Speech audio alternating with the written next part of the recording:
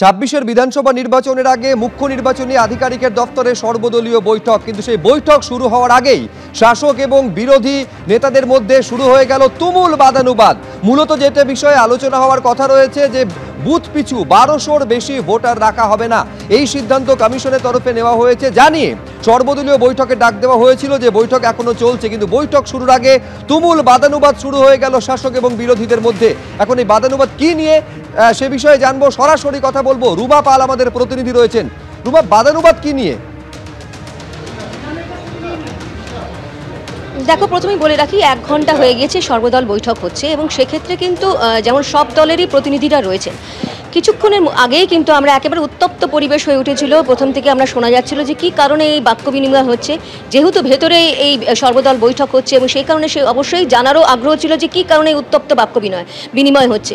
সেক্ষেত্রে কিন্তু এই মুহূর্তে পাওয়া খবরে আমরা জানতে পারছি যে সমস্ত জেলা নির্বাচনী আধিকারিকের থেকে বুথ বিন্যাস সংক্রান্ত যে সমস্ত তথ্য ছিল, যেটা সিও দপ্তরে পাঠানো হয়েছিল, সেখানে বলা হয়েছে কোনো রাজনৈতিক দলের, অর্থাৎ জেলাতে যে সর্বদল বৈঠক হয়েছে সেখানে কোনো রাজনৈতিক দলের কোনো অসম্মতি নেই, অর্থাৎ ডিসএগ্রিমেন্ট নেই। সেক্ষেত্রে কিন্তু সেটা রিপোর্ট পাঠানো হয়েছে একদম সিও দপ্তরে।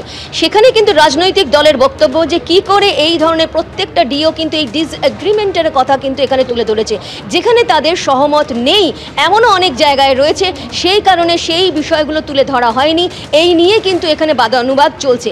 অন্যদিকে এটাও ঠিক যে এই বুথ বিন্যাস, যেহেতু বুথের সংখ্যা বাড়ছে, ৯৪,০০০-এরও বেশি বুথ হবে, সেই কারণেই কিন্তু একদম সেন্ট্রালি এই সর্বদল বৈঠক করা হচ্ছে। এই প্রথম সেন্ট্রালি সর্বদল বৈঠক শুরু হয়েছে এবং তারপর আরও চলবে, আরও অনেক কয়েকবারই হবে, কিন্তু সিও দপ্তর থেকে জানানো হয়েছে। সেক্ষেত্রে কিন্তু এই বুথ বিন্যাসে রাজনৈতিক দলের তাদের কি কোনো সহমত রয়েছে এবং তাদের কি পরামর্শ, সেটা জানতেই কিন্তু এই বৈঠক শুরু করা হয়েছিল। কিন্তু দেখা যায় যে একেবারেই দেখা যায় যে উত্তপ্ত বাক্য বিনিময়, কারণ ডিও থেকে যে রিপোর্ট এসছে তাতে কিন্তু তারা ডিসএগ্রিমেন্ট বলছে। সেই কারণেই কিন্তু এখনো দেখা যাচ্ছে যে এই বৈঠক চলছে।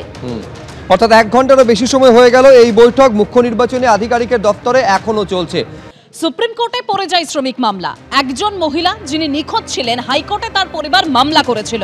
সুপ্রিম কোর্টে মামলার জন্য হাইকোর্টের শুনানি পিছিয়ে যায়, তারপর তাকে জোর করে বাংলাদেশে পুশব্যাক করা হয়। কেউ এটাও নিশ্চিত করেননি যে তিনি বিদেশি কিনা, শুধুমাত্র বাংলাভাষী বলে তাকে ফেরত পাঠানো হয়েছে। আন্তর্জাতিক আইন লঙ্ঘন করা হয়েছে, এরকমই সওয়াল করেছেন প্রশান্ত ভূষণ। আজ আর কি হলো সুপ্রিম কোর্টের সওয়াল জবাব, আরো বিস্তারিত জানবো। টেলিফোনে রয়েছেন আমাদের প্রতিনিধি সৌভিক মজুমদার। সৌভিক, দেখো, এই মামলার মূল যেটা অভিযোগ সেটা হচ্ছে যে শুধুমাত্র বাংলা ভাষা বলার কারণে একাধিক জায়গায়, অর্থাৎ ভারতবর্ষের একাধিক রাজ্যে যারা বাংলা ভাষী রয়েছেন তাদেরকে বাংলাদেশি বলে অভিহিত থেকে বের করে দেওয়া হচ্ছে এবং তাদেরকে কোনো কোনো ক্ষেত্রে পুশব্যাক করে বাংলাদেশে ফেরত পাঠানো হচ্ছে এবং এটা অবৈধ। এই দাবি নিয়েই কিন্তু কলকাতা এই দাবি নিয়েই সুপ্রিম কোর্টে মামলা হয় এবং সেই মামলার প্রেক্ষিতে আজকেও কিন্তু যাওয়া হয়, যেখানে মূলত মাননীয় বিচারপতি জয়মাল্য বাগচি তার বেশ কিছু মন্তব্য রয়েছে যেগুলো অত্যন্ত গুরুত্বপূর্ণ।